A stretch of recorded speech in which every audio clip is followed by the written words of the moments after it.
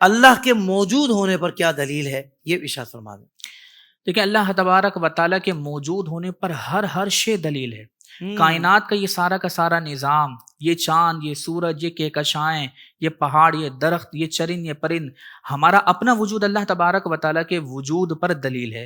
جب ایک چھوٹی سی چیز اگر آپ لے لیں اور وہ چھوٹی سی چیز پر ہم غور کریں تو ہم اس کو دیکھنے کے بعد اندازہ کریں گے کہ اس کو کسی نے بنایا ہے۔ جیسے یہ کپ میرے سامنے رکھا ہے، اب میں کپ دیکھنے کے بعد میرے ذہن میں تصور آئے گا کہ کسی نہ کسی نے اس کو بنایا ہے۔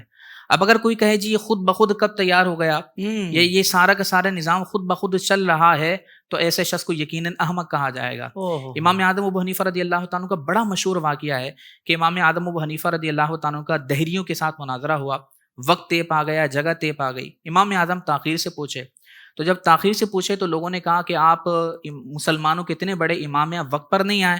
تو امام اعظم نے فرمایا کہ میں آ ہی رہا تھا، میں نے دیکھا کہ دریا کے کنارے پر اچانک سے درخت خود بخود کٹا اور اس سے خود بخود لکڑیاں تیار ہوئیں، اور وہ لکڑیاں آپس میں ملنا شروع ہو گئیں، اور دیکھتے ہی دیکھتے ایک عظیم کشتی تیار ہو گئی، اور پھر لوگ اس میں بیٹھے، خود بخود کشتی چلنا شروع ہو گئی، اور اس کشتی نے ایک کنارے سے لوگوں کو دوسرے کنارے پر پہنچا دیا۔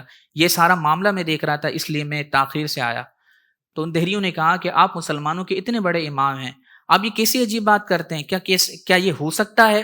یہ پوسیبل ہے؟ کیا یہ ممکن ہے کہ درخت خود بخود کٹ جائے اور پھر خود بخود لکڑیاں ایک دوسرے سے جڑ جائیں، خود بخود کشتی تیار ہو جائے اور خود ہی وہ چلنا شروع کر دے؟ یہ کیسے ممکن ہے؟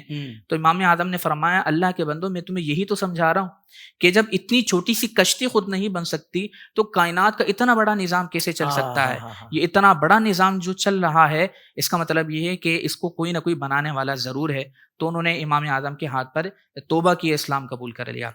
ایک واقعہ بڑا مشہور ہے، ایک عالم دین ایک بڑھیا کے پاس آئے، وہ چرخہ کاٹ رہی تھی، پرانے زمانے میں جو چلتا تھا۔ وہ آئے اور انہوں نے اس بڑھیا سے فرمایا کہ یہ بتاؤ کہ تم ساری زندگی چرخہ ہی کاٹتی رہی ہو یا اللہ کی معرفت بھی حاصل کی؟ تو وہ بڑھیا بڑی ذہین تھی، بڑی فطانت والی تھی۔ اس بڑھیا نے کہا کہ مجھے اللہ کی معرفت حاصل ہوئی۔ عالم دین نے فرمایا کہ یہ بتاؤ اللہ تبارک و تعالیٰ موجود ہے، اس پر کیا دلیل ہے؟ اس بڑھیا نے کہا یہ جو میں چرخہ چلا رہی ہوں یہی دلیل ہے۔ تو فرمایا کیسے؟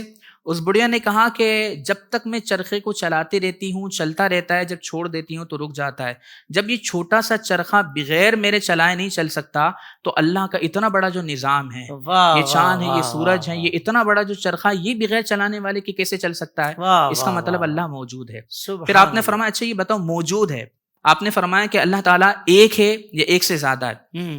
اس نے کہا ایک ہے۔ آپ نے فرمایا کیسے؟ اس بڑھیا نے کہا کہ یہ چرخہ دلیل ہے۔ فرمایا کیسے دلیل ہے؟ اس بڑھیا نے کہا کہ اگر یہ چرخہ میں اکیلے چلاؤں گی تو تناسب کے ساتھ چلتا رہے گا، لیکن اگر کوئی اور چلانے والا آئے گا تو اب رفتار یا تو تیز ہو جائے گی یا رفتار کم ہو جائے گی۔ اگر میری موافقت میں وہ چلائے گا تو رفتار تیز یا کم ہوگی، اس سے بھی نقصان ہوگا، اور میری مخالفت میں وہ ساتھ چلائے گا تو یہ چرخہ ٹوٹ جائے گا۔ تو جب اتنا چھوٹا سا چرخہ اگر کوئی اور ساتھ مل کر چلائے تو وہ تباہ ہو سکتا ہے۔ تو کائنات کا اتنا بڑا نظام ہے، یہ اگر کوئی اور بھی چلانے والا ہو تو پھر یہ کیسے سلامت رہ سکتا ہے؟ اس کا مطلب یہ ہے کہ اللہ تبارک و تعالیٰ موجود بھی ہے اور وہ واحد و یکتا ہے۔ سبحان اللہ، سبحان اللہ، سبحان اللہ، کیا کہنے ہیں مفتی صاحب، اللہ تعالیٰ آپ کو خوب جزائے خیر عطا فرمائے۔ یہ واقعات سے تو اور بھی میں سمجھتا ہوں کہ بات سمجھنا آسان ہو گیا، بلکہ یہ مثالیں ہی یاد کر لی جائیں تو یہ عقیدہ اس انداز سے یاد ہو جاتا ہے کہ آپ کسی کو سمجھا بھی سکتے ہیں۔ سبحان اللہ۔